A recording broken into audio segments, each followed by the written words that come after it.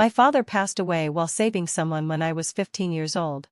After that, I went to live with the Henry family.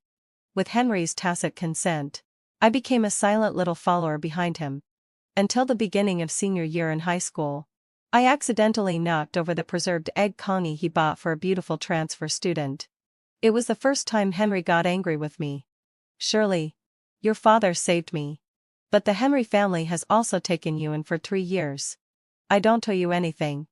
He walked away quickly, holding the bright and charming girl's hand. I lowered my head in silence, cleaned up the mess on the floor, and then took back the college application form and quietly crossed out University A on it. Since then, we have owed nothing to each other. After changing my application preference in the office, I slowly walked back to the classroom with my exercise books in my arms. The morning self-study had just ended, and all the classmates were quietly lying on their desks to catch up on sleep. In the corner of the last row, Henry was lowering his head and concentrating on helping Jasmine with her physics. The sunlight outside the window shone into the branches and fell on the sides of their faces that were very close to each other. It was quiet and beautiful. My eyes passed over Jasmine's pretty and flamboyant face and landed on a wet corner of her clothes. I had accidentally knocked over her breakfast just now, and Henry had accompanied her to the bathroom to clean up. Thinking of his figure walking away quickly, I felt the skin on my hand that had been scalded by the preserved egg Connie aching faintly again. Click. When I was handing out the exercise books, someone secretly tripped me, and the stack of books scattered all over the floor immediately. The noise caught the attention of the people in the corner. Henry, who had been gently explaining the questions, looked up at me and then lowered his head again. However, his buddies beside him started to jeer. Henry, your little follower seems to want to come to you for physics tutoring too.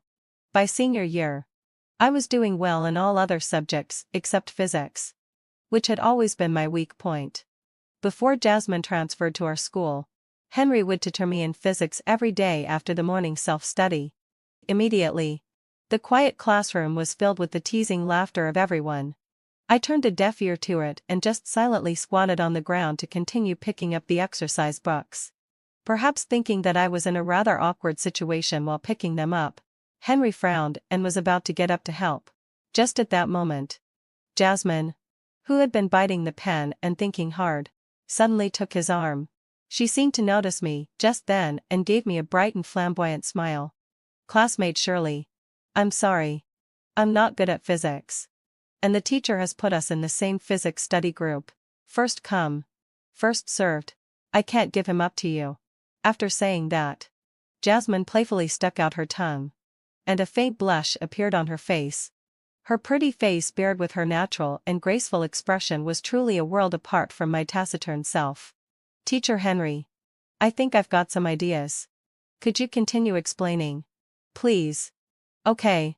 Henry sat back beside her and turned his head away, not looking at me anymore, which was tantamount to acquiescing to what she said. The warm sunlight fell on them again, as if separating me in the shadow of the desk from them into different worlds.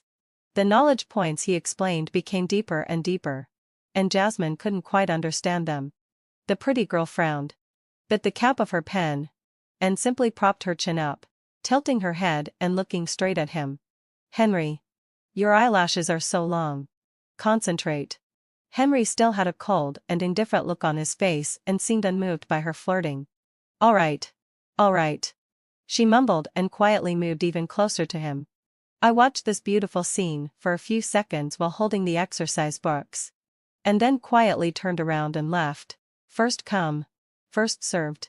But it was clearly Henry who once whispered in my ear, Surely, having fulfilled my obsession. From now on, could you only have eyes for me? There were few people in the classroom during the lunch break. I was having lunch while doing physics problems. Beside me was another packed lunch box. The sweet and sour spare ribs and marinated chicken legs inside had already gone cold. I had waited for a long time to buy them. However, Jaslyn had just transferred to our school and wasn't used to the food in the cafeteria of No. 1 middle school. So Henry accompanied her to eat at a restaurant outside. Today's food was a bit too salty, and I gradually became distracted while doing the problems. Why are you crying? So cowardly. A pair of slender hands tapped on my desk. And then a pack of tissues and a box of strawberry cake appeared. Looking up, I saw that person take out a medal from his crossbody bag and put it on my desk. The gold medal of the national physics competition. Oscar. You're back? I took the tissues and wiped the tears on my face randomly. Feeling a bit surprised. Oscar was my desk mate in sophomore year and transferred to the physics competition class in senior year. In the first half of the year, he left school to participate in the physics training camp at Huadai University. And I seldom saw him after that. Today, Oscar was wearing a black thin hoodie, with the sleeves rolled up to his elbows, revealing the muscle lines of his forearms a little bit. He seemed to have become a bit more mature. If I didn't come back, you'd be bullied to death by Henry. I'll tutor you in physics starting from today. Oscar pulled out the seat beside me and sat down on his own. The exercise book that had been lying beside my hand was taken away by him. With his well-defined fingers, he picked up a red pen and started marking it quickly. Hearing Henry's name, I sniffled gloomily again. No. It's okay. Looking at the increasing number of red crosses on the exercise book, I unconsciously felt a bit ashamed and wanted to refuse. But Oscar was quick and decisive. After marking it, he immediately took the draft paper and started explaining the problems. You used the formula wrongly for this problem. His voice was deep, yet clear and powerful. Different from Henry's step-by-step style. Oscar's thinking was very leaping when explaining physics. Soon, sorry. The draft paper was filled with his elegant notes. I couldn't care less about refusing and quickly concentrated to follow his train of thought. It wasn't until I had corrected the wrong problems and came to my senses that I saw Oscar was already enjoying the box of sweet and sour spare ribs. I tried hard to recall and felt that I wasn't that close to him. I didn't know why. Maybe he was just enthusiastic about helping classmates. That night after the evening self-study, I stood in the bicycle shed waiting for Henry. I didn't intend to follow him home. I just left my key with him when I went out in the morning. From a distance, I saw Henry in the night. He was walking slowly with one hand in his pocket, and beside him was the bouncing Jasmine. She raised her pretty face, her eyes bright, and was acting coquettish. I've made progress in physics today. Teacher Henry. You should reward me with an ice cream. Henry had a cold face, but still nodded helplessly. He seemed to have little resistance to girls who knew how to act coquettish. Last year during the autumn outing, the whole class went hiking on the nearby Tiger Leaping Mountain. I was exhausted and collapsed halfway up the mountain. At that time, Henry squatted in front of me, rubbed my head. Shirley, just act coquettish. If you do, I'll carry you up. However, he waited for a long time, but I just stammered and remained expressionless without saying anything. Since my father died on duty, I seldom smiled, let alone acted coquettish. He smiled helplessly and pulled me onto his back with a jerk. You got the better of me. It was foggy and cold on the mountain that day, but Henry's back was warm and reliable, which dispelled the uneasiness in my heart. Great. Teacher Henry. I like you the most. The evening breeze brought the girl's delighted giggle and the words that seemed like a confession in a hazy way. When I came to my senses, Henry had already taken out the key and had been waiting for a long time. Go home by yourself. Don't say anything strange to my mom. Jasmine noticed my figure and hid behind Henry a bit shyly. But when she peeked out quietly, she showed a slightly hostile smile. Okay. I took the key, tugged at my backpack and turned around to leave. When I returned to the Henry family, Henry's mother had cooked sweet soup for supper. She considerately took my school bag and then looked behind me. Finally, her eyes landed on the faint blush at the corner of my eye. Shirley, why are you crying? Why did you come back by yourself today? Where's Henry? Did he bully you? If you've been wronged, tell Auntie. I won't let him off. Henry's mother was a very gentle woman and had always been kind to me. When my father died in the line of duty after saving Henry from the gangsters, it was Henry's mother who decided to take me back to the Henry family. It's okay, Auntie Henry. I just haven't been doing well in my studies recently. Sitting at the dining table, I slowly sipped the sweet soup mouthful by mouthful. The tapioca balls were glutinous and soft, driving away all the chill in my heart. Meeting the woman's worried eyes, I raised the corners of my mouth and smiled. Thinking of what Henry said during the day about not owing me anything anymore, I hesitated for a long time before speaking. Auntie Henry, I'd like to apply for accommodation at school. There are only a few months left before the college entrance examination. Living on campus will give me more time to review. Hearing my request to leave home, Auntie Henry was a bit startled at first. She didn't think too much about it, but just opened the calendar on her phone and carefully counted the days. Although a bit reluctant, for the sake of my studies, she still agreed. Auntie Henry smiled and gently stroked my head with her soft hand. Your scores have already reached the admission line. There's no problem for you to go to University A with Henry. Don't put so much pressure on yourself. During the period of filling out the application forms, Henry would intentionally or unintentionally mention his application preference every day. It was only after he was sure that I also filled in University A that he felt relieved. Remembering that I changed my application preference in the office during the day, I silently swallowed a mouthful of sweet soup. Well, Auntie Henry, could you please not tell Henry about my accommodation for now? Under the light, I looked extremely serious, which surprised Auntie Henry a bit.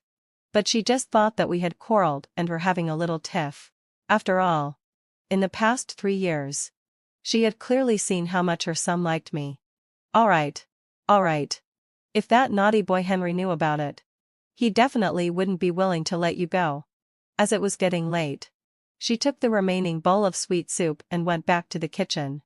Immediately after that came the sound of her calling Henry to urge him to come home.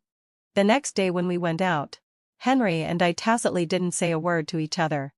Downstairs, Henry rode his bicycle and stopped a few meters away from me. Jasmine sprained her ankle last night. I'm going to give her a ride. You go by yourself. He rarely explained a few sentences, for fear that I would pester him to take me on the back seat of his bicycle. In response, I just nodded expressionlessly. Henry wasn't used to my indifference and frowned, but it seemed that he thought of something and quickly put aside this awkward emotion. From now on, we should leave home at different times. Some classmates have moved to the nearby neighborhood. They might misunderstand if they see us. I don't want strange rumors to spread in the class. As he was talking, he didn't know what came to his mind, and a faint smile appeared on his lips. What was he thinking about? It must be Jasmine's pouting face when she was jealous, which was so vivid and pretty. Okay. I nodded and left without looking back. I didn't tell Henry that there would be no possibility of us being misunderstood when going out together in the future, because from now on, I wouldn't live here anymore. The early spring was still chilly, and there were few pedestrians on the road in the morning. I tightened the sweater inside my school uniform and walked slowly towards the school. Suddenly, a warm big hand landed on my head, brushing away the mist on my hair. I was startled and looked up to find that it was Oscar. He was nearly 1.9 meters tall and still looked very tall even when he was propping his bicycle with one leg. The morning sun shone on him, and his eyebrows and eyes were so clear and handsome that he seemed to be glowing. Two steaming Arugiamas were stuffed into my hands, and he patted the back seat of the bicycle and invited me to get on. Thank you, but I've already eaten. I was going to be late for school. I thanked him softly and still climbed onto the back seat. Hold them for me. I haven't had breakfast yet. Oscar had broad shoulders that blocked the cold wind all the way.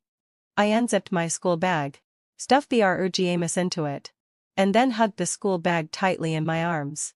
Oscar, you've been recommended for admission. Why are you still coming to school? Yesterday, just after the people in their competition class came back, the school put up banners and sent out good news announcements. Oscar won the national gold medal in physics and had already been recommended for admission to the top physics major at Huadai University, the top institution in the country. After all, we're childhood sweethearts.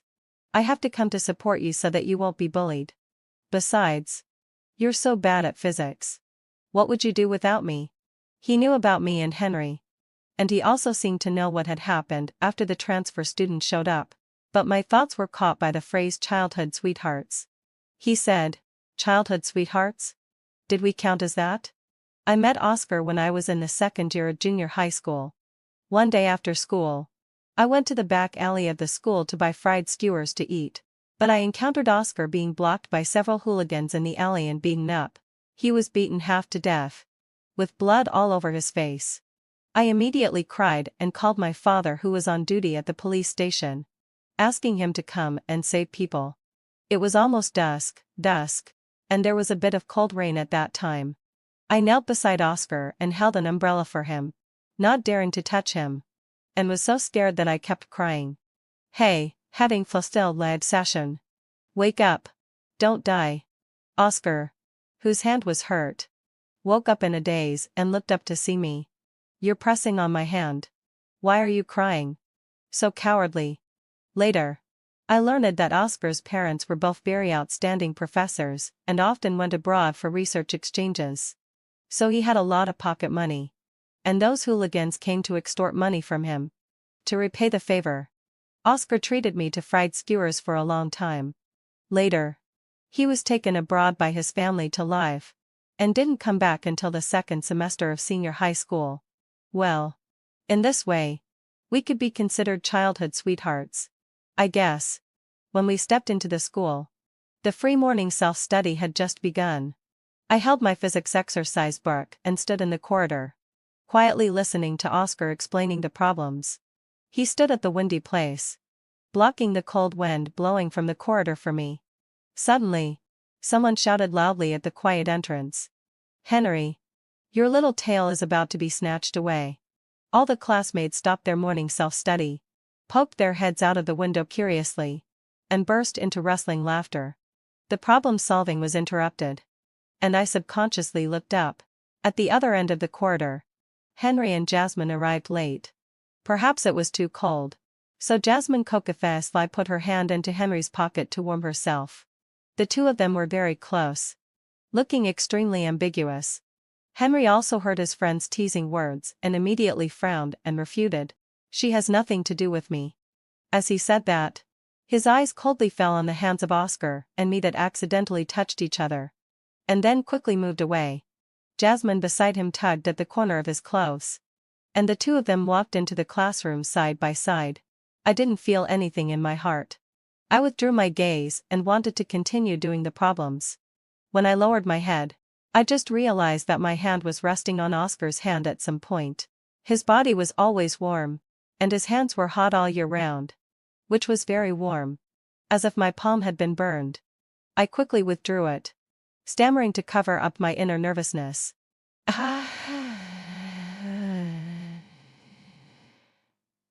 Cough. Let's do the problems. Do the problems. Oscar smiled and didn't say anything, but the words he wrote on the draft paper became a bit more lively. It was no wonder that he won the gold medal in physics. When he explained the problems, his train of thought was very clear. I was unconsciously fascinated by it and didn't even notice when Henry approached. He pulled me away, looked at Oscar with extremely vigilant and unfriendly eyes, then pinched the bridge of his nose and looked down at me helplessly. Shirley, don't make trouble. I'll teach Jasmine first and then come to teach you. I'll set aside half an hour every day to teach you physics. Is that okay? Henry seemed to be compromising, with a somewhat superior tone. He was waiting for me to give in, waiting for me to obediently agree as before and say, Henry, you're so nice. However, I just broke free from his hand and took 2 steps back. No need. I pointed at Oscar again.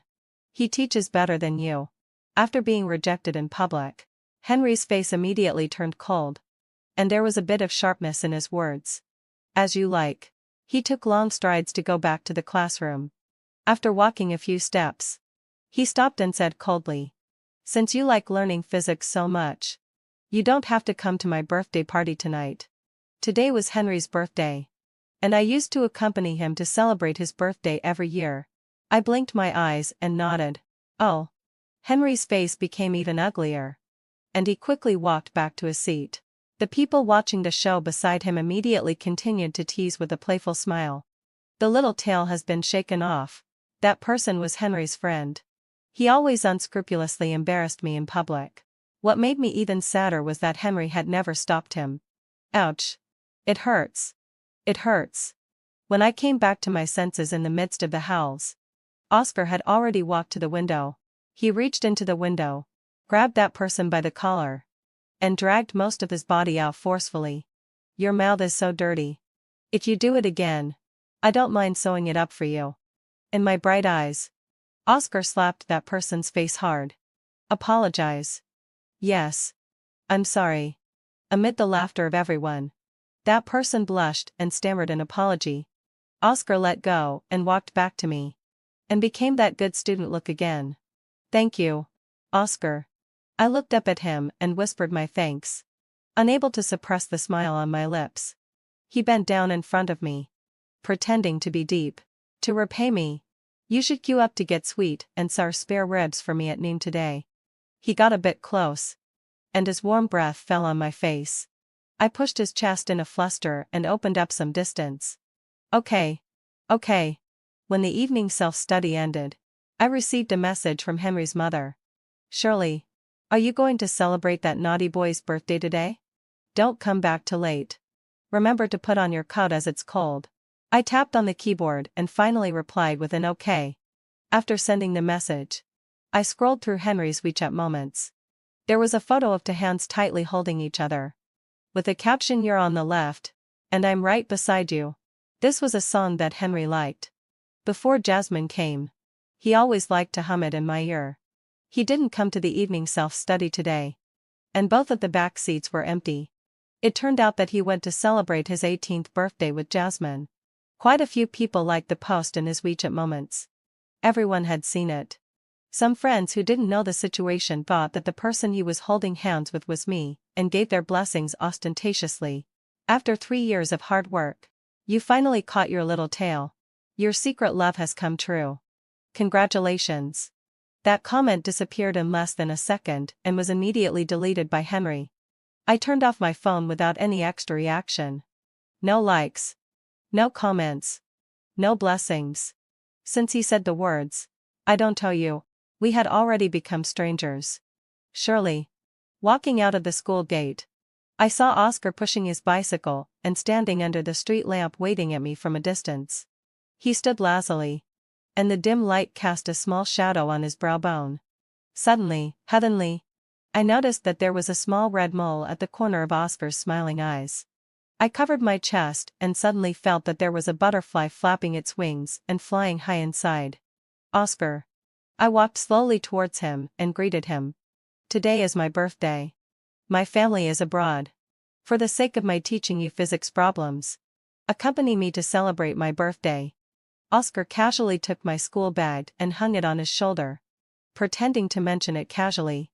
I nodded and skillfully sat on the back seat of his bicycle. Sure. I took Oscar to a ramen restaurant that I liked very much. Before my father passed away, he would take me here to play every year on my birthday. There was a doll lottery machine near the entrance of the store. You could get one lottery draw for every bowl of ramen you ate here. The first prize was a huge ramen doll. The store served 2 bowls of thick soy sauce tonkatsu ramen. Oscar and I sat side by side and buried our heads in eating the hot noodles seriously. The soft-boiled eggs were tender, and the pork bones were fatty but not greasy. Here's a toast to you, Oscar. Happy birthday to you. After finishing all the chewy thick noodles, I raised the barley tea in my hand and clinked glasses with him. Oscar drank the tea seriously with a gulp, which counted as accepting my blessing. Then my wish for this year is that your physics will improve and you can get into the university you like. He smiled and made a wish to the rain and all in the corner piously. I took out the loyalty card from my school uniform pocket and handed it to the store owner. There were 20 points on it. This was originally prepared for Henry. In the past 2 years, I would come here to eat ramen with him on his birthday every year. Unfortunately, there was no luck. I couldn't draw that longed for rhyme and all for 2 consecutive years. Thinking of this, I looked up at Oscar. At this time, he was lying on the glass of the doll lottery machine, smiling foolishly. This year was different. This year it was Oscar. Surely we would draw it, right? When we came out of the ramen restaurant, Oscar was holding the huge Raymond doll, with a big smile on his face. Noticing that I was looking at him, he coughed a few times and tried hard to suppress the smile at the corners of his lips. A woolen scarf with a faint body temperature was wrapped around my neck. Shirley, I'm really happy on this birthday. His eyes were hot and serious, and I just felt my cheeks getting a little hot. Well, as long as you're happy. I buried my face in the scarf, secretly hiding the smile at the corners of my mouth. Oscar dropped me off downstairs at the Henry family's residence, and we agreed that he would pick me up tomorrow morning. I took a deep breath and patted my cheeks. As I approached the shadows of the corridor, a strong smell of cigarette smoke wafted over. I frowned and walked around it, but was grabbed by Henry. There were cigarette butts all over the ground at his feet, and there was still an unwiped lipstick mark on the corner of his lips. A pink one. Where's my birthday present? Henry irritably ran his hand through his hair and suddenly pinned me against the wall. Let me go. In the darkness, the distance between the two of us was too close. His breath, carrying an unpleasant smell of cigarette smoke, fell on my ear. This kind of contact at an intimate distance made me feel a bit sick. I struggled hard, but couldn't break free. Shirley, where's my birthday present? There was also a faint smell of alcohol on him, and he seemed a bit drunk. I hugged my school bag to my chest, trying to keep some distance between us. Henry's eyes fell on the Rame and all cocaine on the side of my bag, and his eyes lit up slightly. I knew it. You went to the Raymond shop. Did you draw a doll for me? Didn't you draw the Raymond doll again this year? It doesn't matter. I like the cocaine too. His tone suddenly became gentle, and he raised his hand, trying to take off the cocaine, taking advantage of his momentary lapse of vigilance.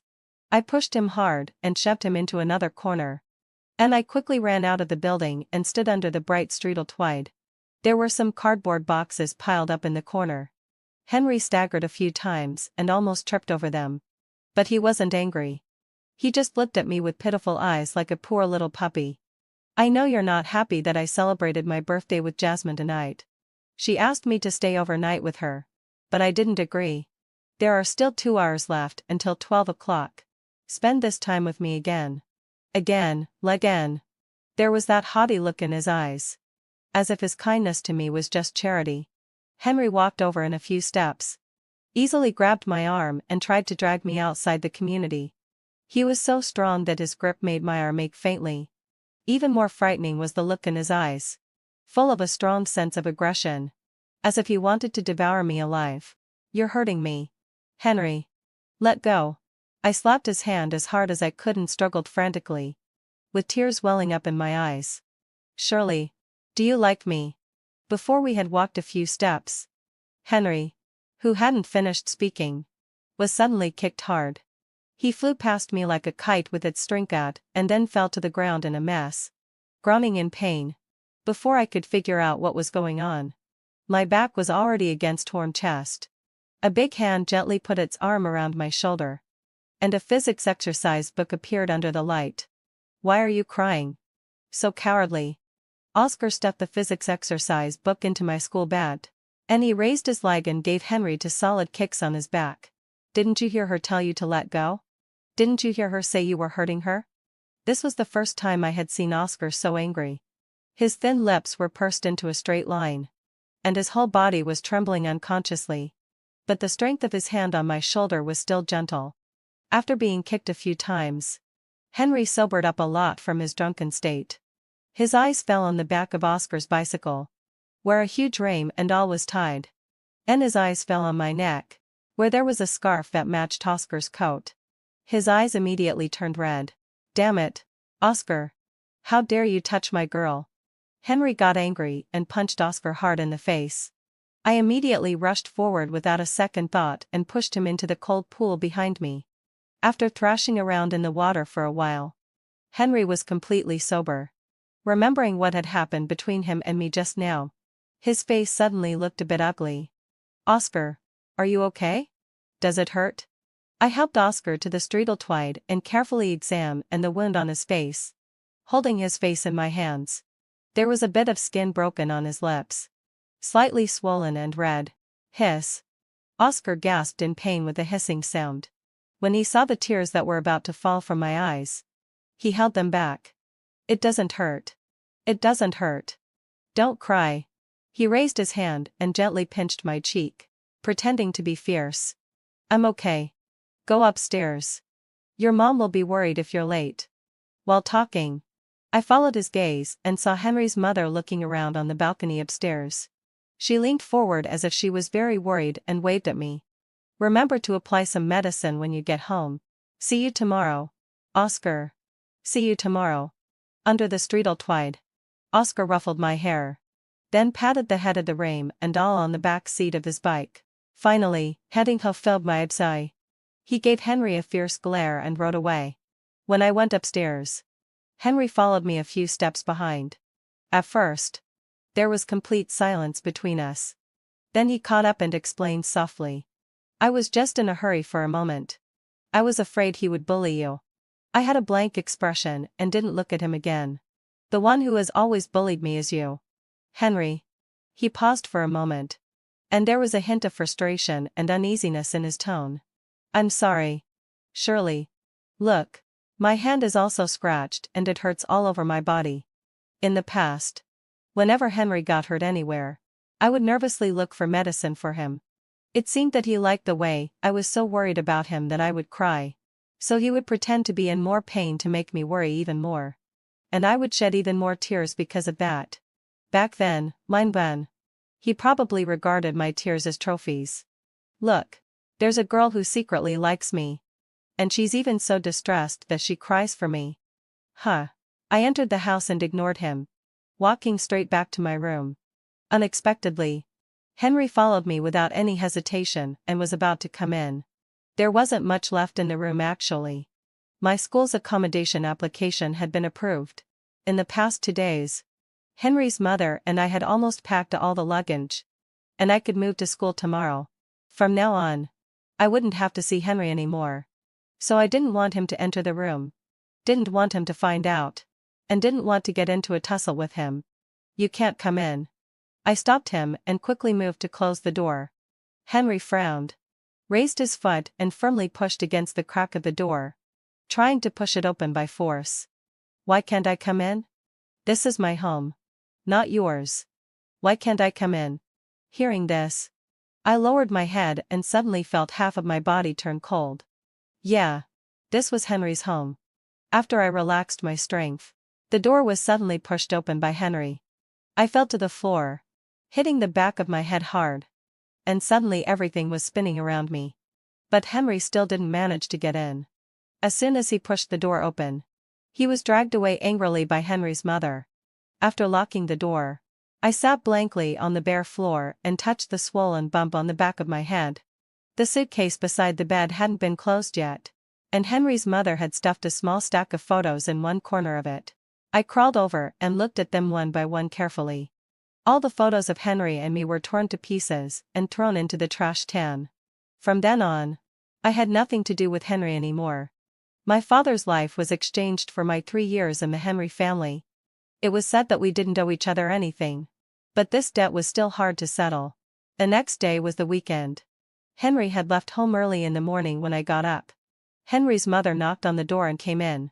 She gently hugged me, who was sitting by the bed in a daze. "Our Shirley has been wronged in this family. Auntie wants to say sorry to you." "Don't take those nonsense words Henry said last night to heart. Auntie's home will always be your home too." Her embrace was soft, carrying the fragrance of orchids. Soothing my restless heart, I hugged her tightly, and tears started falling down again. Even though I disliked Henry in my heart, I still liked Henry's mother very much. "I'm not wronged, Henry's mother. I like you the most." The two of us went downstairs and had a steaming hot breakfast. Then pulled our luggage and went out the door. Before we reached the girls' dormitory building, we saw Oscar pleading with the dormitory supervisor from a distance. "Auntie, you're so kind. Please. I just want to help my friend move some things, and then I'll come down."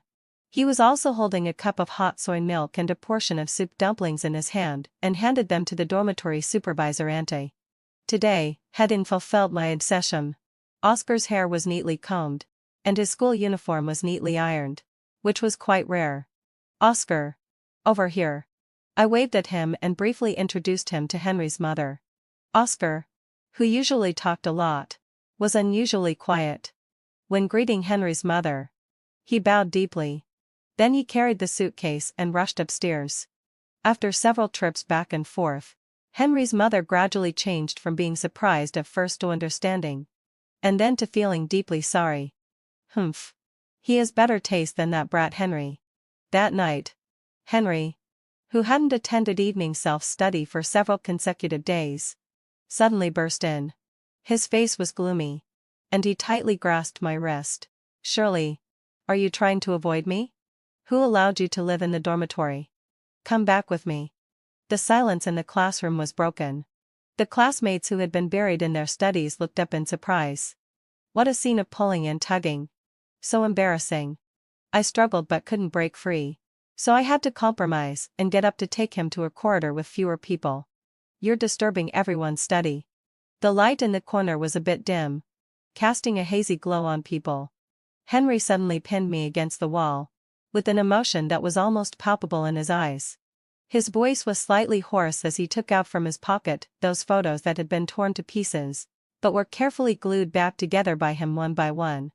Did you choose to live in the dormitory because you don't like me dating Jasmine? We're not together. That WeChat Moments boss was just a joke. I'll take you to school from now on. And I'll help you with physics. Shirley, patting forcedly. Will you only look at me from now on? Okay? There was a hint of pleading and a bit of grievance in those usually cold and distant eyes. What an act. I pursed my lips and secretly complained in my heart. After complaining, I realized that I was a bit like Oscar.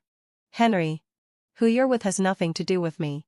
Living in the dormitory is my own business and has nothing to do with you either. The time for evening self-study is precious. Please don't disturb my study. Taking advantage of his being still immersed in his affectionate act, I pushed him hard and broke free from his grip. I took a few steps back and stood in the bright light, seriously, clearly and concisely stating my thoughts. But Henry didn't believe me. He bent down, lowered his head and patiently continued to coax me. Shirley, don't be angry. You know that the person I've always liked is. However, before he could finish speaking, a phone call came in. Henry frowned and hung up directly. But the person on the phone was a bit persistent. Henry, they're blocking me at the entrance of the alley. I'm so scared. On the other end of the phone was Jasmine's crying voice. So delicate and soft that it could melt people's hearts. Sure enough, Henry's face changed drastically. And he hurriedly asked for the address. Shirley, I'll come back to pick you up after school. Then we'll go home together. Wait for me. I'll come back. The evening wind started to blow. I stood in the soft light and watched Henry walk step by step into the darkness. Look, we were still people from two different worlds in the end. After getting rid of his entanglement, I let out a long sigh of relief. Just as I was about to go back to study, the bell for the end of class rang. Remembering that I had an appointment with Oscar to meet at the back fence, I rushed over there in a hurry. I arrived early. There weren't many people at the usually lively fence area yet. Oscar's tall figure was quite conspicuous, and I found him without much effort. When he saw me, he climbed in with his backpack in one hand and leaning against the wall with the other. The school rules prohibit climbing over the wall. I looked around nervously, afraid of being caught by the school's disciplinary team. Oscar walked to the nearby pavilion, took out a steaming late-night snack from his backpack. He poured out the wontons, added the sauce, laid out the small green vegetables, poached eggs and barbecued pork. Don't worry. They'll deduct my points. Come and eat quickly. He sat on the stone bench, broke the chopsticks, and waited for me to come over expectantly like showing off a treasure. He was a bit like a dog raised by the security guard uncle, and seemed even cuter than usual. Taking a bite. The crab roll wontons were so fresh that the delicious taste lingered in my mouth. I felt a warm feeling rising in my stomach, and my heart gradually became hot too. Didn't you say you came to bring me the physics notes? While eating the small wontons, I opened the densely written notes he brought over. There were some fresh ink marks on them, and it wasn't hard to tell that they had been newly added. Oscar took the notebook and took out a red pen from his pocket to circle and mark on it. I was afraid you'd be hungry. Learning physics is so tiring. Eat while I explain some points to you. There's a project starting in the physics laboratory of Huada University. I got the quota for observation and learning. And I have to leave early tomorrow morning. These notes cover the key points for the college entrance examination. I'll quickly explain some particularly important ones to you. Don't worry. You can video call me every day. And I'll teach you online. The effect will be the same. One side of the pavilion faced the wind outlet. Oscar turned his body a bit to block the wind for me. Under the slightly dim street lamp, his chattering voice gradually spread out. And the physics formulas on the notebook seemed to jump around randomly. I seemed to be a bit distracted. Because of Oscar. Taking advantage of his not noticing. I patted my cheeks and sobered up again. Thank you, Oscar. He paused for a moment. And his eyes suddenly became bright. You're welcome. When you get admitted to Huada University, just queue up to get food for me every day. When mentioning Huada University, the smile on Oscar's lips couldn't be suppressed no matter what. Coincidentally, the class monitor who happened to pass by curiously came over.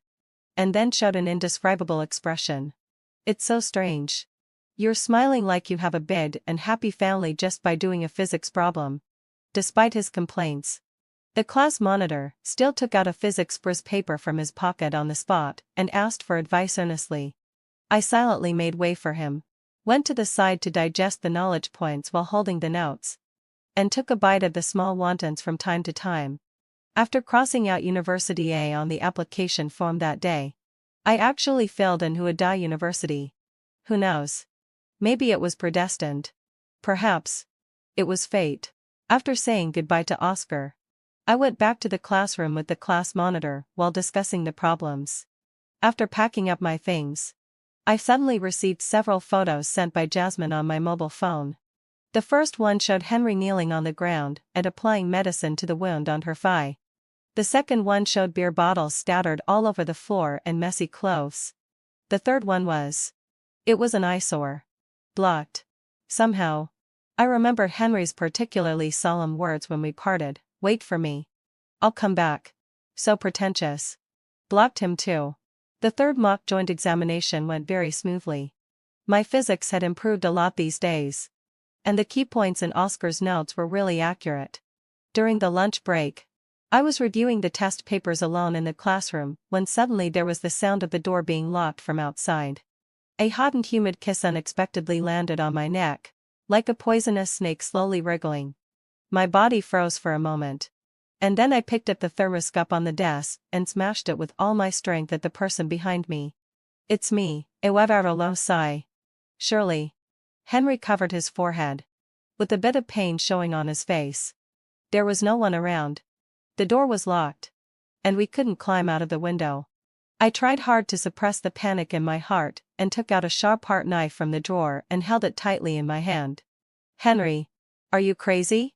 Seeing my extremely defensive look, a bitter smile appeared on Henry's lips. His clear and cold eyebrows and eyes dimmed a little. His shoulders drooped powerlessly. And he looked extremely depressed. Surely, hadn't so told me. I'm wrong. That night, Jasmine was blocked by hooligans at the entrance of the alley. I went to help her to make things clear to her. I told her that the person I liked was you. Only then did I realize that I liked you so much. Can you like me again? Let's go to University A together. There are still many years for us. The corners of his eyes turned red. His voice was hoarse. And there was a bit of choking in his voice when he said the last part.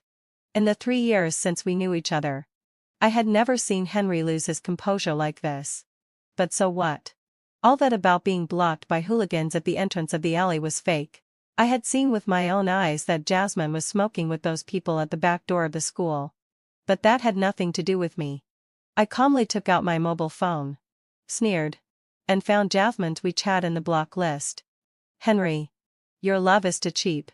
The moment he saw the unbearable pictures all over the screen, Henry's face instantly turned pale. He wanted to deny it in a panic, but the words seemed extremely difficult to say when they reached his throat. I didn't know. I really didn't know that she took those pictures. That night. Jasmine cried. She begged me to stay with her once. And then she would let go. I drank some wine and got drunk. So? All the explanations seemed so feeble. Henry silently lowered his head. After a long while, he finally summoned up the courage and carefully asked tentatively, "Shirley, do I have no chance anymore?" When the lunch break ended, the door was opened from the outside. I held the exercise book and hurried past him without looking at him again. After the college entrance examination, I found a part-time job that provided accommodation and meals, and didn't go back to Henry's family again. Henry's mother came to see me from time to time, and we didn't become estranged because of the distance. On the day when I went back to school to get the admission notice, I saw Henry again under the big tree at the school gate. He was standing there quietly with a crutch, holding the admission notice at University A in his hand. Not long ago, I learned from Henry's mother that Henry was blocked by hooligans in the alley and his leg was fractured 2 days before the college entrance examination. But he still gritted his teeth and insisted on taking the college entrance examination. He had lost a lot of weight these days. And he looked haggard. Even when the sunlight shone on his face through the tree branches, he still looked gloomy. The moment he saw me, a hint of joy appeared on Henry's face. "Shirley, you can't get rid of me. I have the patience for a lifetime. When we go to University A, we'll start over. If 1 year doesn't work, then 2 years. If 2 years don't work, then 3 years. No matter how many years it takes, I'll wait for you." His eyes were a little red, and his gaze was filled with strong paranoia and possessiveness. A sticky plaster that couldn't be shaken off. I frowned and took out the admission notice of Huadai University from my bag and showed it to him. "Henry, don't bother me anymore. Your family took me in for 3 years. But my father saved your life. I've never owed you anything." Henry trembled all over, and his gaze was dejected and desperate. Everything seemed to have gone back to the beginning. There are ferry crossings in front of and behind the mountain, and each goes his own way. When I walked out of the school gate, Oscar had been waiting for a long time. The boy was slinging his school bag across his body, wearing a black short-sleeved shirt with the collar slightly open. He was holding an umbrella in one hand and a big bunch of purple irises in the other. The flowers were in full bloom, blooming brightly, just like his love that couldn't be hidden and spilled out secretly. The flowers fell into my arms, bringing a bit of coolness with moisture. I was surprised to find that there was actually a small pink love letter hidden in the bouquet. It was a bit too innocent. Oscar was extremely nervous and didn't dare to look at me. He stared straight ahead and muttered something. Why does the latecomer get ahead? Because the latecomer fights and strives for it. After hearing it clearly, I couldn't help laughing and quietly held his hand. "Oscar, you were the first one. After all, we're childhood sweethearts." After being beaten up at the entrance of the alley in the second year of junior high school, Oscar stayed at my home for a while. Every day after school, he would use his pocket money to buy me fried skewers. When I got tired of fried skewers, it became ice cream. When I got tired of ice cream, it became small cakes. He was always happy to use his pocket money to feed me until my father found out and forbade it. On the night before he went abroad, he secretly ran to my home to bring me a strawberry cake and kept talking nonstop. "Shirley, I'll save my pocket money and let you spend it all in the future. Shirley, you should also apply to Huadai University. Please. Then we'll be childhood sweethearts. You can't forget me. Don't underestimate the bond between us. Shirley, heading to Feldley. Wait for me. I'll come back." My boyfriend had a deceased first love. He remembered all of her preferences and refused to delete even one photo of her. "Why are you competing with a dead person?" Every time I brought it up, he would snap at me like this. Until that day I couldn't bear it anymore. Why should he have a deceased first love while I couldn't? So I found the man whom I had ruthlessly abandoned 3 years ago. That I tugged at his tie, wrapped it around his neck, and forced him to lift his chin. "I'm in desperate need of a deceased ex-boyfriend. So, please, just die for me." The man's suit was in disarray as he looked up at me. "Aliyah. I'm your brother. Ryan was my 11th boyfriend. My brother was satisfied with the previous 10 boyfriends but not with him. That's why I had been with him the longest. It was 2 o'clock in the morning. Ryan called me to get up and go to the bar to pick him up. I swear I had never coaxed a man like this in my whole life. When I pushed open the door of the private room with his coat in my arms, I heard his buddies burst out laughing. Damn it. Sister-in-law really comes whenever she's called, huh? You're something, Ryan. Why are you still thinking about your ex-girlfriend? Hurry up and throw yourself into sister-in-law's arms. I saw him from a distance. He covered a glass with one hand, propped his chin with the other, and looked at me with his flirtatious peach blossom eyes. He chuckled and said, "Yeah. She's strict with me." Ryan's slender fingers flicked across several glass cups in front of him. "Come here. Drink them all for me." He ordered me with a muffled and lazy tone. I sighed and looked down at him. "I had a fever this morning and took some cephalosporins at noon. I can't drink." The eyes of his buddies all fell on us. Ryan just propped his chin and looked at me for a while. Then he took my hand and made me sit on his lap. He pressed his forehead against mine and murmured softly, "Aliyah. You're not being good." He had mistaken me for his ex-girlfriend again. His buddies all said that I looked 7 or 8 points like Ryan's ex-girlfriend. I guess that was the reason why he was with me. It was quite absurd. However, the reason why I was with him was even more shocking. 2 or 3 of his buddies came up to persuade us. If sister-in-law doesn't want to drink, then don't drink. Haha, Ryan, it's not shameful to give in to sister-in-law. I couldn't tell whether these people were fanning the flames or trying to persuade. Sure enough, Ryan scratched the palm of my wrist and said, "Be good. Don't make me lose face." Originally, I didn't plan to join them in their antics, but out of the corner of my eye, coincidentally, I caught a glimpse of a figure flashing by outside the door. I took a deep breath. With my eyes downcast, I picked up the wine bottle and started drinking. I drank 3 big bottles. As a result, I was throwing up violently in the toilet. It said that drinking damages the stomach. I thought to myself that when my brother was raising me, he often had social engagements outside. Why didn't it hurt him? In the corridor, Ryan was being supported by his buddies, walking unsteadily with red eyes. "Aliyah, don't go. Please don't go. I miss you so much. I dream about you all the time. How can I live without you?" I silently complained in my heart that not only were you living just fine, but you were also with me who looked so much like her. I didn't want to come out of the toilet for the time being, because I saw a figure in the mirror. When Ryan and his buddies walked away, I wiped the corner of my mouth, turned around, and said disdainfully, "Brother, you're such a pervert. Are you a voyeur?" Jason was neatly dressed. Even his buttons were fastened meticulously. On the contrary, I had opened the collar of my clothes wide just to make it easier to vomit. But it didn't matter. He was used to seeing me in a mess. "Why are you still drinking so late?" His voice was calm, as if he were an elder talking to a younger one. "What about you?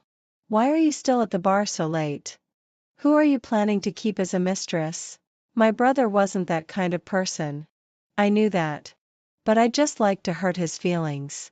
The more it hurt him, the happier I was. Unfortunately, most of the time, he remained as calm as an old dog.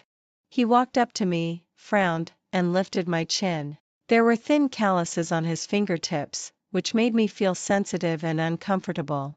I heard him order in an old-fashioned way, "Don't abuse your body." I sneered. "Is it any of your business? Even if I cut my wrists with a knife, it's my own business. Even if I jump off this building, it has nothing to do with you." Only after I said that did I notice that his expression had completely changed. "Oh no." He pressed my head and pushed me in front of the wash basin. The cold water rushed onto my face with a splash. "What are you doing?" He loosened his grip, and I staggered back several steps, glaring at him with red eyes. "Are you fucking crazy, to make you sober up?" He lowered his eyes, and his finger bones brushed across my cheek. It was sticky and uncomfortable at all. Then he smiled. Jason looked really good when he smiled, but I didn't have the time to appreciate it now. "Don't swear." My heart was pounding violently, and the dizziness made me feel like I wanted to vomit out all my bile. I grabbed his shoulder. Brother, I took cephalosporins at noon. And I drank alcohol in the evening. Will I be okay? I didn't know what happened after that. All I knew was that he held me very tightly. He was in a panic. A person who hadn't been in a hurry for ages seemed a bit flustered. Before I passed out, I thought. Stop calling my name, brother. It's really annoying when you call me. I was raised by Jason. When we were in the orphanage, the dean said we should have a sense of family, so he became my brother. However, our orphanage wasn't a good place, Aliyah. You should know how to be grateful and sacrifice yourself. It's normal to sacrifice yourself to the dean after becoming an adult.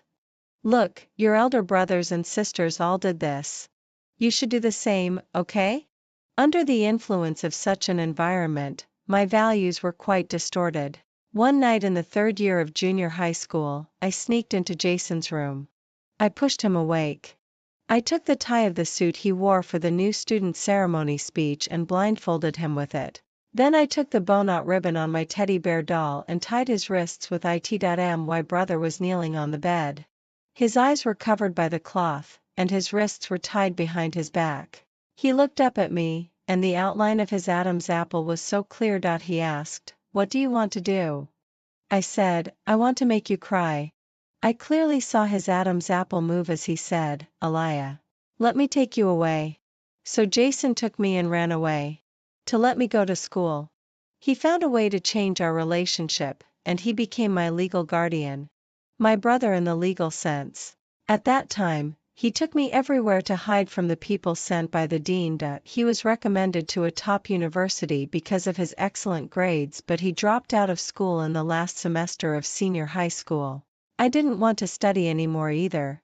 He earned money to support me and I also wanted to earn money to support him. After hearing what I said, Jason looked up from my monthly exam paper. He asked me softly, "Aliyah, do you want to date me?"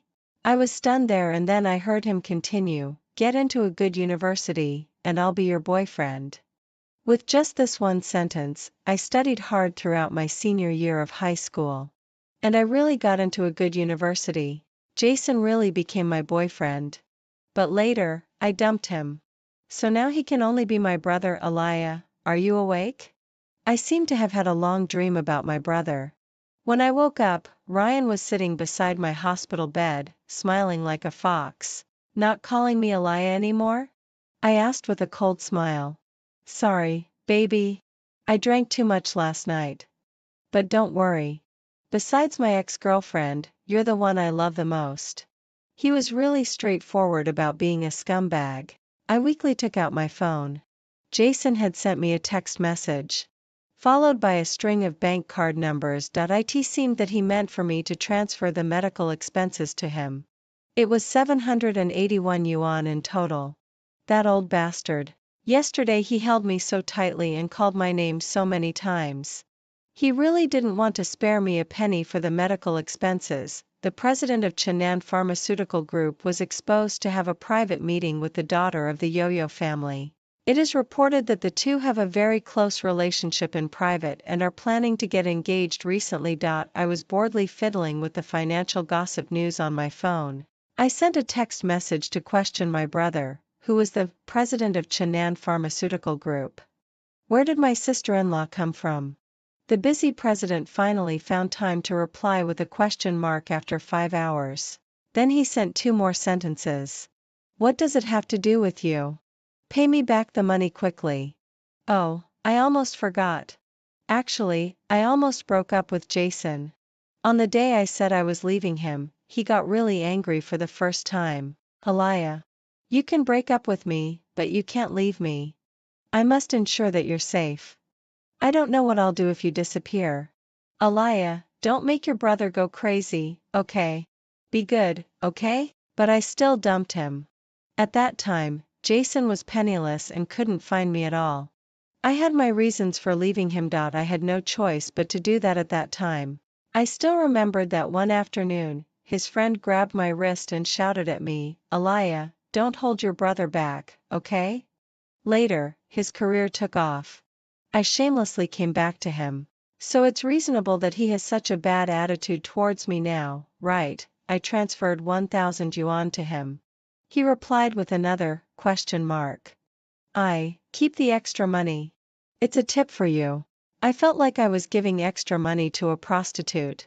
Jason surely didn't realize that he had accepted my money, but after an hour, my phone vibrated twice. A tip for me? What, do you want to keep your brother as a gigolo? I really want to keep him as my gigolo. I want to see my brother cry. Unfortunately, it's always him who makes me cry. The senior year of high school, he was slashed on the back by the people sent by the dean. I held him in my arms and cried so hard that the kind aunt in the hospital corridor gave up her hospital bed for him. Ryan folded 999 paper cranes for me. Get well soon. He put these things along with a bunch of carnations beside my hospital bed. I sat on the hospital bed and rubbed his head, letting him put shoes on for me. Ryan, did you fold 999 paper cranes in one night? Did your hands spark from rubbing so much? He smiled and looked up at me. He never lied to me. 997 of them were folded for Alaya before. But she left before I could finish folding them all. You look so much like her. Accept them on her behalf for me. I really can't understand Ryan. If there appeared a person who looked exactly like my brother in this world, I would only want to kill that person. Jason must be unique in this world. I stroked his soft hair. I said to him in my heart, fortunately, you don't look like my brother. Who does she think she is? Ryan is only with her because she looks like his ex-girlfriend. Can she compare to even one finger of Elias? This was the birthday party that Ryan's friends insisted on throwing for me. But they were secretly gossiping about me behind my back. Among the group of people who were close to Ryan, the only sister-in-law they recognized in their hearts was that Alaya. Ryan came back from outside, sat beside me, and reached out to pinch the back of my neck. Baby, is it the first time so many people are celebrating your birthday? Are you happy? Perhaps Ryan hasn't realized until now that his friends are full of malice towards me. These people definitely can't come up with anything good. Hee, sister-in-law, happy birthday. One of his buddies rushed to the front of the stage. We specially prepared a birthday short film for sister-in-law. Wish you and my Ryan a long and happy life together. The private room became dark, and the short film on the screen started playing, but as it played, it became more and more wrong. The male lead in the short film was indeed Ryan, but the female lead wasn't me. It was his ex-girlfriend, that girl named Alaya. I watched that lively girl record the bits and pieces of her time with Ryan in the video. Ryan, come here quickly. Do you like this bunch of flowers? Ryan, don't be reluctant to look at the camera. Ryan, will we be together? Forever? Ryan, who had always been so lazy, was willing to follow her around properly. At his current girlfriend's birthday party, they were playing memories of his ex-girlfriend. Ryan's friends were all muttering softly, but no one came forward to turn off the film. I turned to look at the man beside me. Ryan's pupils were rather light, and what was surging in his eyes were his memories with another girl. He didn't even want to blink his eyes. I thought this farce would end here. But unexpectedly, the surprise was still to come. As the film came to an end and the background music slowly stopped, the door of the private room opened. A girl in a white dress walked in with red eyes. This was the first time I saw this girl named Alaya. She was like the good student version of me. No. Wasn't she dead? How could his lover come back to life? The girl pushed the door open and suddenly threw herself at Ryan, who was sitting on the sofa and was completely stunned. She hugged his neck and kept crying. Ryan, I miss you so much, so much. Do you know how I've lived these years? Do you know? Ryan had also said these words to me. But it was when he was drunk and mistook me for Alaya. Alaya, I miss you so much, so much. Do you know how I've lived these years? It matched up, however. Ryan at this moment was just like a wooden statue. I think his brain was overloaded so he couldn't make any move in time. On the contrary, all his friends were jeering. Hee, Ryan, isn't it a surprise? Sister Alaya is still here. She lost her memory in these years and has been receiving treatment abroad. She rushed back to China as soon as she remembered you. We deliberately kept it from you just to give you a surprise. I was like an outsider who was excluded. Everyone's eyes seemed to be saying, the real one is back. You little mistress, get out of here quickly. I began to understand that this was a scheme planned by his group of friends. It was a surprise for Ryan but a conspiracy for me. However, I have a problem. I can't stand being bullied by others. Not even a little bit. I grabbed the back of the girl's neck and lifted her up. Excuse me, you're sitting on my boyfriend's lap. At least for now, he's still my boyfriend. The girl was stunned and looked at me with red eyes.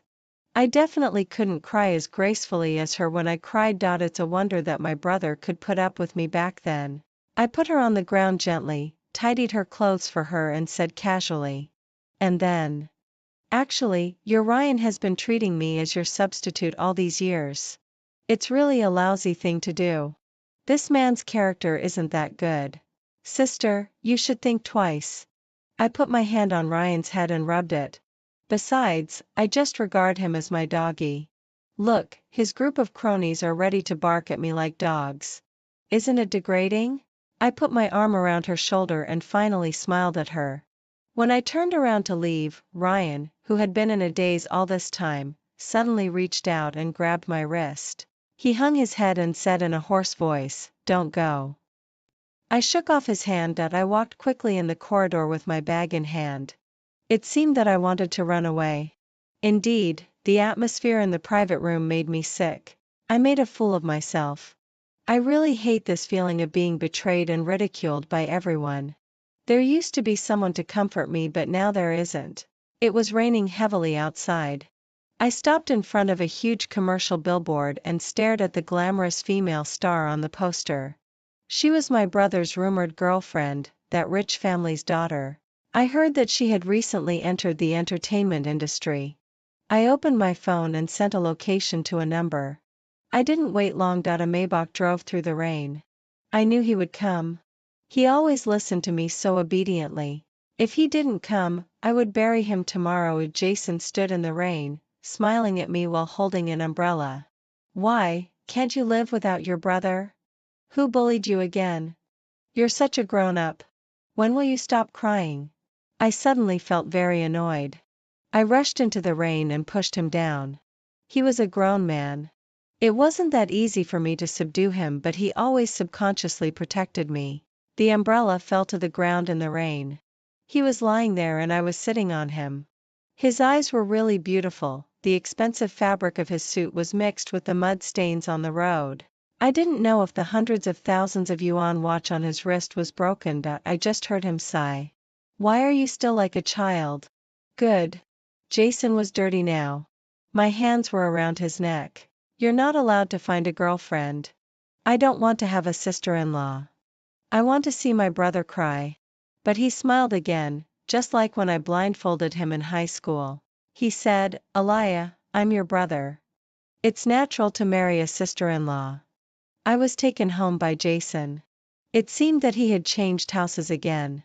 This time, it was on the edge of the second ring road, very close to his company.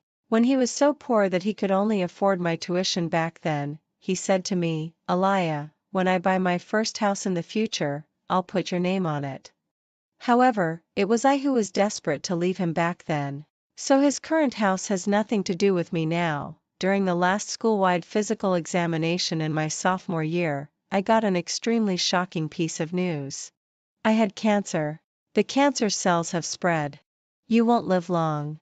The doctor with glasses shook his head and said with a bit of pity, I was only 19 years old at that time, as innocent as a blank sheet of paper. I didn't know that the school-organized physical examination had a large number of people. Nor did I know that the physical examination report didn't even have the hospital's seal and didn't count. All I knew was that my brother and I didn't even have 1,000 yuan in total. To treat my illness, my brother would have to sell half of his life. So I went home, threw my school bag on the ground, and said to him, Brother, I'm not going to school anymore. Don't pay my tuition for next year. I've taken a liking to a yellow-haired boy with a tattoo on his arm who rides a motorcycle. I'll go with him tomorrow. Jason scolded me for being crazy, but I still left. He couldn't stop me. How could he stop me? His old and shabby Phoenix bicycle couldn't catch up even if he pedaled until the wheels sparked. Sitting in a Cadillac business car, I felt like I was shouldering the whole world. The reason why I was sitting in the Cadillac business car was that a rich man suddenly came to me. Alas, little girl, you look so pitiful. You're so young and got this kind of disease. Well, I have a sanatorium abroad. You can just rest there in peace. Don't tell your brother. You don't want to hold your brother back, do you? What finally made me make up my mind was that sentence, you've already held your brother back too much. So, I wrote a letter at length. I planned to send it to Jason 10 years after my death. The main idea was, brother, forget me forever. I didn't betray you. It's just that my life is coming to an end. Live well in this world. I cried bitterly when I wrote this letter. I had already imagined that decades later Jason would be leaning beside my tombstone, crying and scolding me for being so stupid. However, as spring gave way to autumn and year after year passed, I didn't die. No. Only then did I realize that something was wrong. Wait. Was it just a coincidence that the doctor and the rich man showed up at that time? How could he know the situation of my family so accurately? Someone set me up. Just to make me leave my brother. So many years have passed. It's not that I haven't thought about telling Jason everything and clearing up the misunderstanding, but I lack evidence. Could I just run over to him and say bluntly, brother, actually, I left you back then because I misunderstood that I had cancer. But now I know I'm okay, so I'm back. This would be even less believable than, I was an ungrateful wretch who wanted to kick you away back then. Now that you've become successful, I'm shamelessly coming back to you.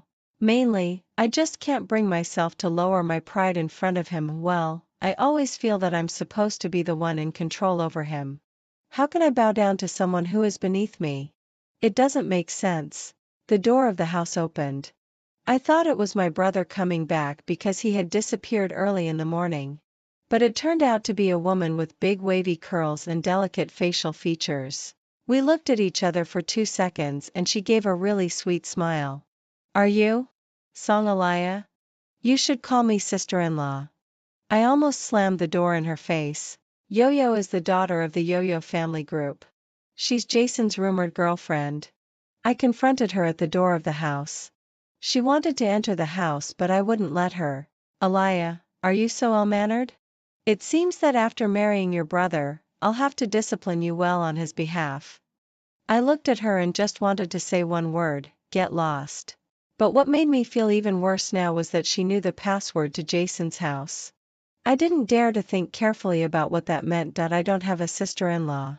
I looked up at her and said this coldly to her. Well, I'm sorry then. Whether I'm your sister-in-law or not doesn't seem to be up to you. As long as your brother acknowledges it, I am your sister-in-law. She was holding the folder in her arms and tried to bypass me.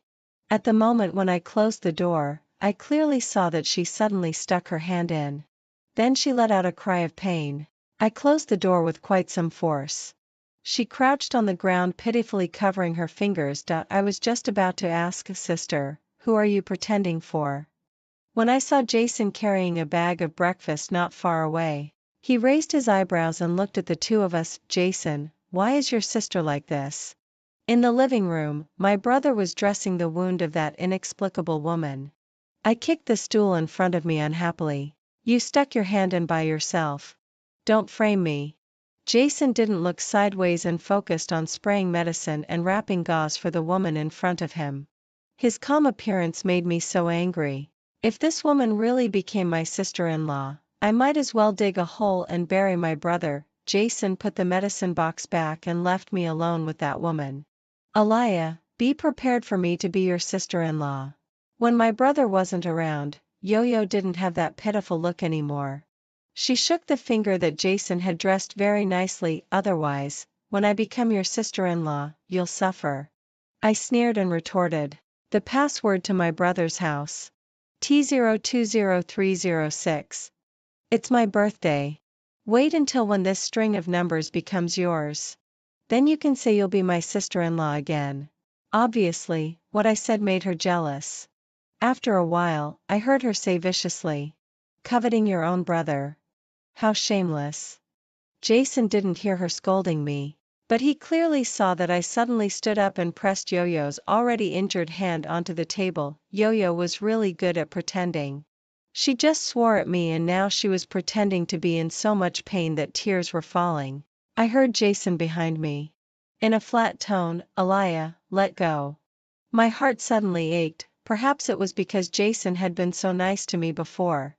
It always made me feel that he would still protect me like he did when I was 18. In fact, since I came back, his attitude towards me had been lukewarm. I let go of her hand and stared as Yo-Yo showed her hand to Jason for him to see. Suddenly, I thought that every time I brought a boy home, my brother remained calm. But just because he brought a woman home, I was so angry that I almost exploded. He really didn't like me. TSK, Jason, if this woman is really your fiancée, then you really have bad taste. I shook my own hand. I seldom called his name in such a tone. He was stunned for a moment. He frowned and called me, Aliyah. I don't have a sister-in-law. I interrupted him and said softly, I don't have a brother either. I'm a very despicable person. I like to push people into a corner to see if they love me or not. 3 seconds after I said that, my brother couldn't hold it in anymore. He rubbed his brows and his voice was still calm. She's not your sister-in-law. She isn't now, and she won't be in the future. Hearing this, Yo-Yo turned around and looked at him in disbelief. Jason's gaze was open and aboveboard, and he shrugged. Yo-Yo grabbed her bag and rushed out almost in tears. I won again. In the battle for Jason, I had never lost. Satisfied? The man leaning on the dining table tilted his head to look at me. The smile on the corner of his mouth was exactly the same as when I pestered him to buy me ice cream when I was a kid. Originally, it was not easy to get the internal information of the Yo-Yo family. Now it's estimated that I'll have to put in more effort. My brother stretched out his legs and touched the tip of my slippers. Aliyah. You're really my ancestor. I didn't know that Jason was approaching Yo-Yo to bring down the Yo-Yo family. I also didn't know that he had such big ambitions and that he wanted the whole Yo-Yo family to collapse. Why does the Yo-Yo family have to be destroyed? I looked up at him and asked. He tilted his head and casually curled the corners of his mouth. Because they deserve it? My brother's thoughts were always the hardest to understand. Ryan called me 20 times. I was afraid that he would keep calling until my phone exploded, so I answered it. Why didn't you answer my phone? His voice was as hoarse as if he had smoked 20 cigarettes in one night. I pursed my lips. Why should I answer your phone? Aliyah. You're my girlfriend. I thought about it for a long time last night. I know you still love me, but it's also hard for me to let go of Aliyah. So, are you willing to share me with her? The lollipop that Jason stuffed into my mouth this morning almost fell out. I exclaimed in surprise. Say that again? He took a breath over there and repeated slowly. Aliyah, last night I discussed with Aliyah for a long time, and she's willing to share me with you. Are you willing? I'm willing to go to H. I didn't say the word hell. Because my brother's handsome face suddenly flashed in my mind. Aliyah, don't swear. Stop. I interrupted him. Watch your language. I'm your ex-girlfriend. He paused and asked, why? What why? Aliyah, you still love me. Don't break up with me, okay? Love? I carefully thought about my feelings for Ryan. It was no different from my feelings for the Papillon in the orphanage when I was 12. So I replied to him. The love was just an act. We're not close. Hang up? Actually, the reason I dated Ryan at first was that I knew what kind of person he was. I wasted his time just because he was a jerk because I was also a jerk. Even my feelings for Jason I knew. They were all very abnormal and ugly things. My feelings for Jason are neither like nor love.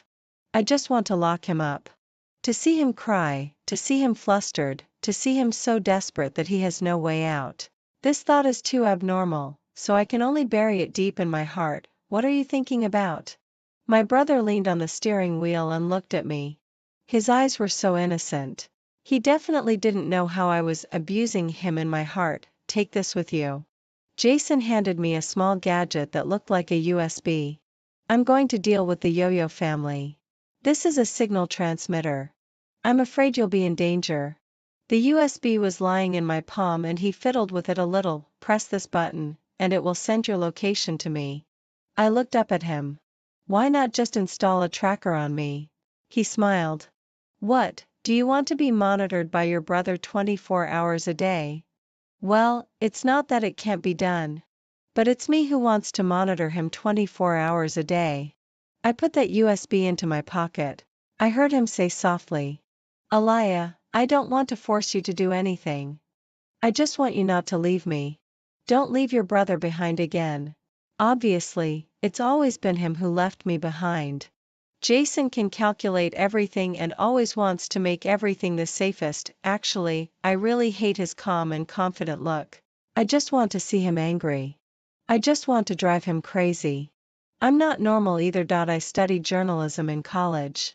After returning to China, I wrote articles for a local newspaper. I don't have a deep understanding of the business battles that Jason talked about. But according to my colleagues in charge of the finance section, the Chenan Group is joining forces with other local enterprises to besiege the Yo-Yo family. My brother has made his move. My relationship with him hasn't actually improved. Our chat record still stopped at that 781 yuan last time that he didn't contact me, and I didn't want to contact him either. Sister Song, I've arrived. Are you here yet? The voice on the phone pulled my thoughts back. I nodded and replied that I was almost there. I've been working on the section about underground power and sex transactions. The person on the other end of the phone is my interviewee this time, this little girl. It said that she has been sold 3 or 4 times already. The first time? They approached me on the pretext of providing me with tuition fees. The second time, they threatened me with photos. After that, it was even worse. The little girl's voice gradually became choked with sobs. I was lowering my head to take notes while, for no reason, thinking about what happened in the orphanage before. These gray industries almost always have protectors and there's a lot of resistance in investigating them. But I've never stopped investigating, perhaps. I saw my own past in them. If I hadn't been pulled out by Jason, then I would also. Sister, can you come home with me? I have a very important piece of evidence that I want to give you. The little girl looked at me timidly. Those who can find us investigative journalists and provide evidence must have summoned up a lot of courage. I tried my best to smile gently. Sure. You lead the way. The little girl's home was really remote. It was almost in the urban village area. The environmental hygiene and public security were both very poor. I had never been back here since I went to university. I didn't expect that after so many years, this place was still the same. She led me around several corners and during that time, there were fewer and fewer pedestrians on the road. We walked with our heads down and soon I realized that something was wrong. There don't seem to be many residents here, right? The little girl suddenly quickened her pace and I had to chase after her. Hey, you! Sorry, sister. She stopped in front of a dead-end alley. I finally managed to get my normal life back. They threatened me with my nude photos. I had no choice but to do this. I immediately understood what she meant by that. Several big men walked over from the outside and slowly forced me into a corner. The little girl didn't bring me here to provide me with evidence. She lured me here. The moment one of the big men stepped forward and pinned me down, I remembered the button in my pocket. As long as I pressed it, my location would appear on my brother's phone. Then my brother could come to save me. However, I thought of what Yo-Yo said to me that day. Coveting your own brother. How shameless. I must be crazy. The thought of my brother crying in a panic made me refrain from pressing that button. A bucket of cold water completely woke me up. I wanted to adjust my posture and found that my hands and feet were tied up. A video camera was set up in front of me. Then I saw a pair of straight boots. Yo-Yo was sitting opposite me with her legs crossed. She had changed a lot in just a few days. She seemed to have lost the vitality she had on TV. Now her pale face looked rather haggard. I curled my lips. Your makeup is smudged. Bitch. She cursed at me. I should have let you die directly when I sent you abroad back then. When she said this, my heart suddenly skipped a beat. I had been investigating the mastermind behind the incident when I was tricked into leaving my brother back then. And unexpectedly, I found out here that it was her. Yes, it was me. I took a liking to your brother back then, but you, as his sister, were really in the way. Do you know that your brother couldn't stop talking about you back then? He was like a lunatic. You were so annoying, so I bribed a school doctor at your school. After all, wasn't it because you were stupid? You blindly believed that you had a terminal illness. Hee, I thought that after you and your brother had such a falling out, you would never want to see each other again in this lifetime. I really should have just killed you. As she talked, her eyes became fierce. Otherwise, there wouldn't have been so many troubles. Your brother wouldn't have found out that I was behind everything and then taken revenge on us. My brother knows. My brother has always known that you guys were behind my leaving him back then. I couldn't hold it in anymore. I suddenly stood up and wanted to go forward to ask her. As a result, the hemp rope cut into my flesh and the pain made me gasp. She raised her eyebrows and looked at me a bit surprised. Yes. Stop pretending in front of me. The reason your brother has been concentrating on dealing with me these days is because of you, isn't it? I wanted to punch the stool but ended up hitting my wrist again. He had known everything clearly all along. Why didn't he tell me? Why did he keep his distance from me? Was it fun to watch me struggle like a fool? Was my brother just playing with me? It seemed that my emotional outburst finally amused her. She laughed and changed her seat. What's the matter? Why are you so excited? Do you think your brother can come to save you? Don't worry. No one can find this place. Oh, I threw the tracker in your pocket into the river for you. She got up, adjusted the camera, and pointed it at me. Song Alaya, tell me, how many men do you think you can endure? I stared at her blankly and raised my head as much as I could. 100. Her smile froze and she clapped her hands. Really? I hope you can still be so tough when that time comes. Several big men wearing only underpants walked into the room. Are you happy to be filming your first movie? I didn't know if I was happy or not, but she was smiling in a rather disgusting way. I'll send this video to your company group, okay? Oh, by the way, I'll also send a copy to your brother's phone. You don't have parents. How pitiful. Now you're going to lose your virginity too. What's virginity? I interrupted her. It's useful if I care about it. It's useless if I don't. Remember to send me a copy after you finish filming. I'll send it myself. I'll invite everyone to watch it together. Are you angry? At least I can decide what to do with my own body, right? For a moment, she was left speechless by my retort. Then she became angry out of shame. She angrily ordered those big men to come forward. Actually, I really didn't care. I was already dirty anyway. I mean, my thoughts were dirty. The body can be cleaned but the mind can't. I stared at the dim yellow light on the ceiling and thought. Has my brother noticed that I'm gone? Will he be angry? Will he be worried? Will he be annoyed? The door of the room where I was locked was suddenly kicked open. I blinked my eyes. Did he come so quickly? Didn't he really install a tracker on me? Everyone in the room was startled. My brother had brought the police with him. Several people in uniforms rushed into the room and easily controlled that group of people. Then I saw my brother. He almost stumbled as he rushed over. He squatted in front of me and untied the hemp rope around my wrists. He tried several times but couldn't untie it. Then I realized that his hands were shaking. Brother. I called out to him and he was stunned for a moment. Then he suddenly hugged me. I just let him hold me. The smell on him was very reassuring. Perhaps it was because he was my brother that I felt so at ease. Just now, I saw my brother's eyes. They were so beautiful. Too beautiful. When he had hugged me enough and wanted to let go of me. When he was about to leave me, I suddenly covered his eyes. Alaya. He held my hand and called my name softly. But I couldn't look at him. Really, I couldn't. His eyelashes brushed against my palm. But I felt my heart pounding wildly. My brother was so good looking. I in his eyes, there was a setting sun and there were all the decadent things burning while holding me. I was afraid that if I looked at them too much, I wouldn't be able to resist hurting him with myself again. In the end, he took my hand away. His forehead gently rubbed against mine. Aliyah, is it fun to torture your brother? Have you thought about how I'll settle accounts with you? I was dragged back to his house by my brother.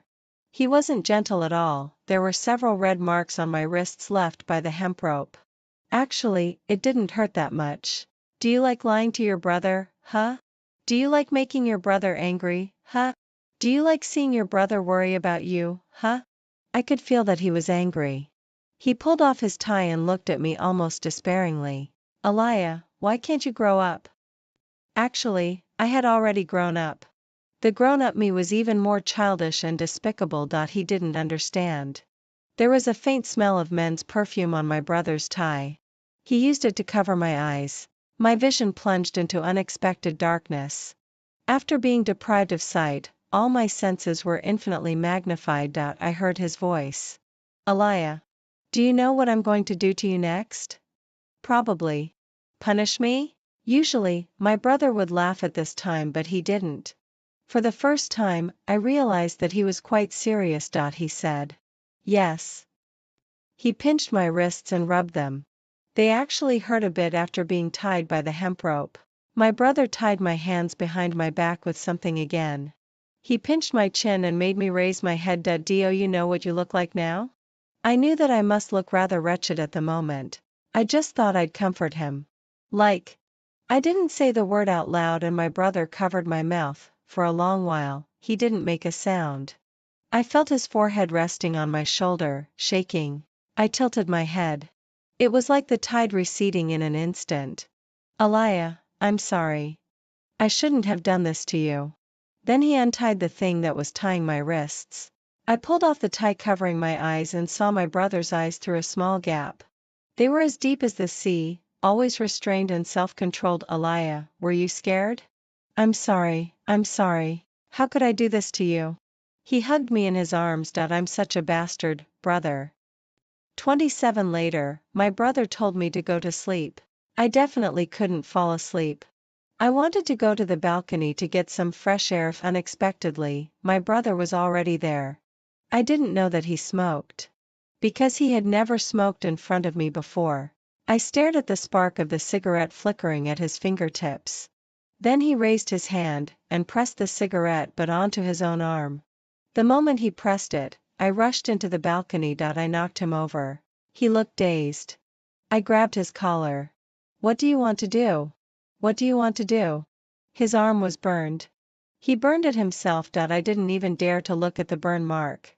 I heard his hoarse voice. I let you hurt yourself. It's my fault. It's not your fault. I almost shouted this while grabbing his collar. The moonlight gently lay in his eyes. He stared at me and lifted the corners of his lips to smile. But what else can I do, Aliyah? I don't dare to think about what would have happened if I had been a second late today. But I can't blame you. I'm your brother. Whatever you do is because of me. I had never regretted what I had done as much as I did today. I thought that I had underestimated the meaning of Jason to me. I'm sorry. Why are you apologizing to me? He propped his chin up and smiled at me. I took a medicine box to treat his wound. We sat in the moonlight on the ground. I'm too headstrong. When I applied iodine to his wound, he didn't even cry out in pain. I continued, I won't do such things in the future. I suddenly realized that this is how it feels when the person you care about gets hurt. My head was rubbed by him neither too gently nor too hard. Were you gambling that your brother would come to save you? I was stunned for a moment and then nodded, yes, that's exactly what I was doing. Then leave the future to your brother. Think like this in the future too. Whenever and wherever you are hurt, your brother will be able to come and save you. Many years later, I chased after the moon of that night countless times, only then did I find that the moon looked the most beautiful in my brother's eyes. I put the remaining tools back into the medicine box.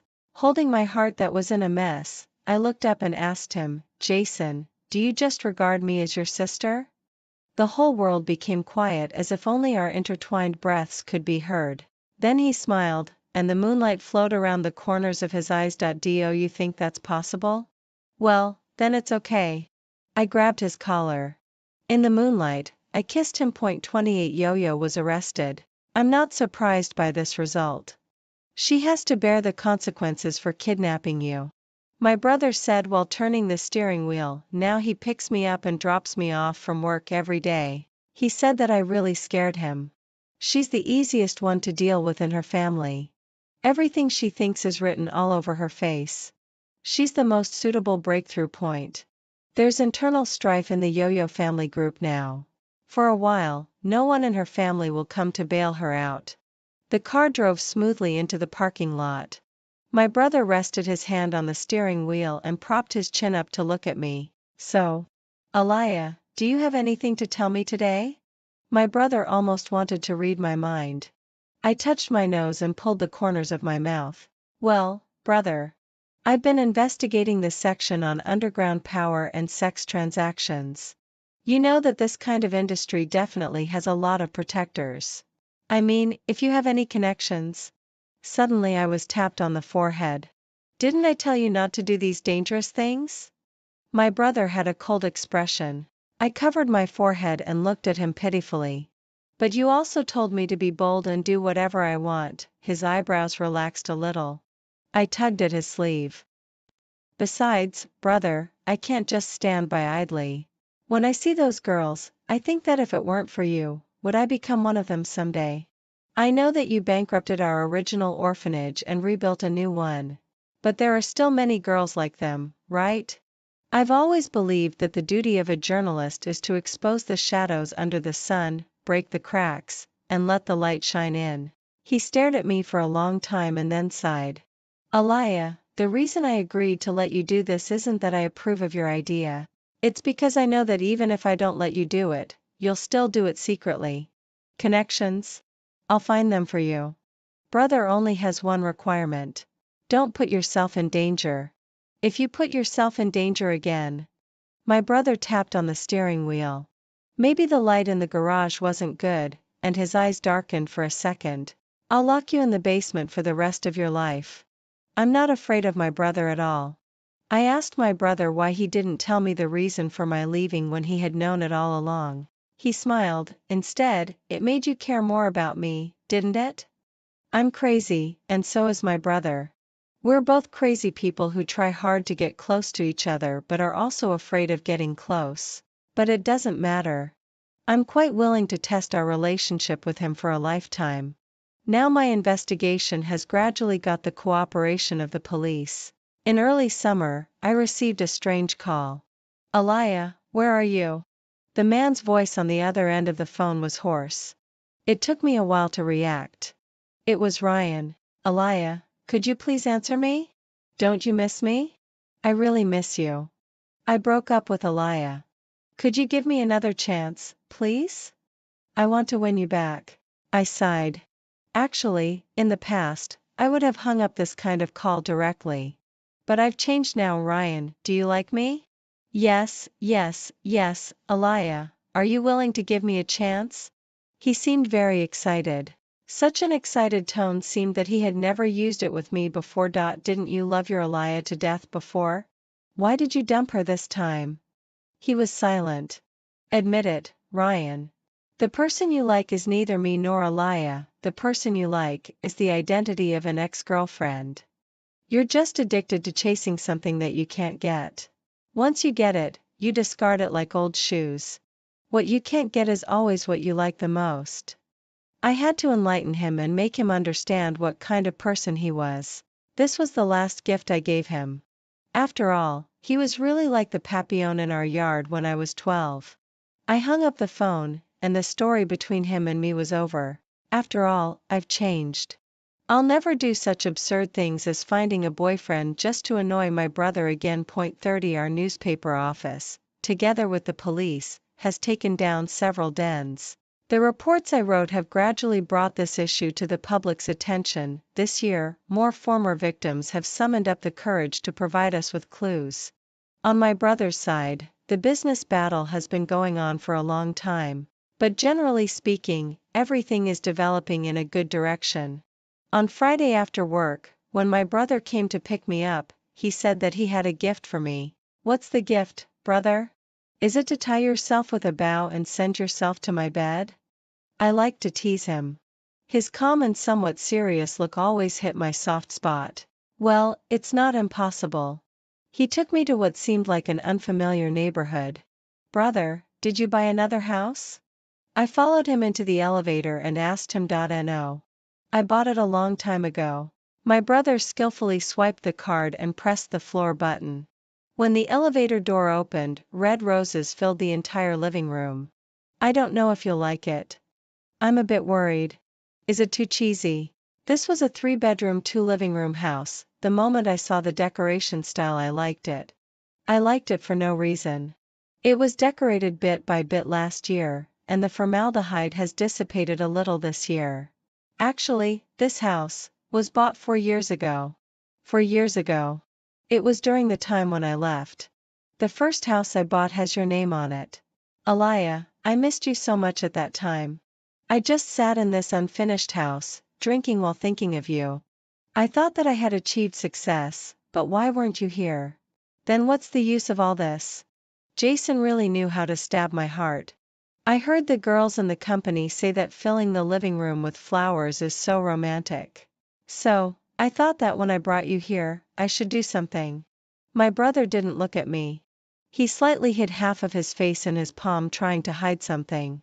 He asked me softly. Am I a bit silly? No, it's so beautiful. After taking a bath in the evening, I was bored and started playing with the roses in the living room. There were so many roses. It seemed that I could take some and sell them. Jason was taking a bath in the bathroom. I didn't mean to peek at him. But when he opened the door and I saw that he wasn't wearing a shirt, the tips of my ears turned red. It shouldn't be like this. It really shouldn't. I had seen him in every way before. I rubbed the tips of my ears and smiled at him. I felt even sillier when I showed my teeth like this. I wanted to bury my head in the pillow on the sofa. Then I heard Jason behind me. In a steady tone he said something really shocking. Aliyah, haven't you always wanted to be in control over me? Do you want to do it? My brother wants to drive me crazy. Jason was kneeling on the sofa. His eyes were covered by his tie. His wrists were tied by his tie and tied behind his back. His mouth was biting his shirt and lifted it up. Aliyah, you can do whatever you want to your brother. My hand touched the lines of his abdominal muscles. He seemed to tremble a little because of my movement. I in the quiet room, the tattoo pen was buzzing as it worked. If I made a move now, I could leave something permanent on my brother's body.